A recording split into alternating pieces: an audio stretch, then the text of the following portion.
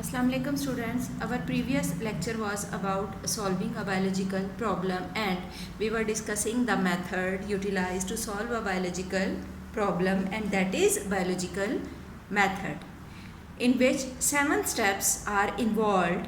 First was recognition of biological problem. We already discussed in detail, and the second was observations, that has discussed in our previous lecture, and the next step is formulation of hypothesis. On the base of observations we have collected, we construct a statement, and that statement, that is the tentative explanation of our observations, is called hypothesis. That is, on the base of the observations, we construct a statement, and that statement that may be the answer of our problem and the problem which is under study, and that statement is called hypothesis. It has some characteristics. First one, it should be a general statement. It should agree with our observations which we have collected. Our hypothesis should agree with the observations. That hypothesis should be tentative, mean changeable. That should be simple statement. That should be testable and falsifiable. If it is not proved to be correct, that will be rejected and new hypothesis will be constructed. Mean that is falsifiable, it has capacity to be rejected.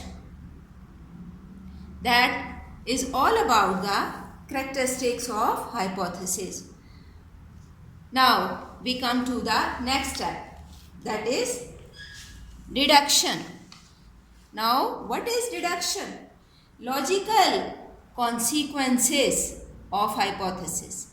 On the base of observations, hypothesis is constructed, and that hypothesis, from these hypotheses we draw, if it is true, we draw some result, and that result is called deduction. These deductions are actually expected results that is drawn from our hypothesis. If a hypothesis is true, if that hypothesis is true, the results or the deductions will involve the use of if and then. If hypothesis is true, the result will be drawn, and that will involve the use of if or then. Now we come to the next step, experimentation.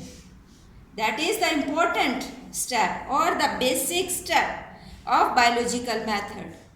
Biologists perform experiments. Why? Because they want to see their hypothesis is true or not. If hypothesis is true, that will be accepted, and if by experimentation hypothesis not comes true, that will be rejected and further experimentation will be performed. So,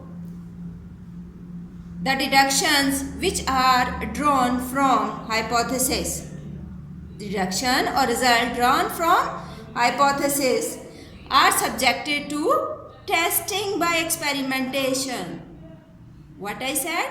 The deductions or results which are drawn from hypothesis, these are subjected to testing by experimentation, and if it becomes true, we have some results, and these results will be summarized. Now, these results will summarized, and we use statistical analysis for summarization of results. And when we summarize our results, we will publish these results in some books, in some journals, or in some meetings, seminars at universities or college level. That publishing or reporting, that is very essential part of all these scientific method. If we don't publish our results, that will not be verified, or the knowledge will not be utilized by the other. But if we publish our results, that will solve the many problems to which we are concerned. So, reporting of result is also a very important step. Now, by discussing all these biological methods, we will say what is control in our experiments. When we perform our experiments, there are two groups. One is control group and one is experimental group. Control and other experimental group. Scientists contrast experimental group with the control group. How they contrast these two groups? They treat both these groups, experimental group and control group, exactly alike.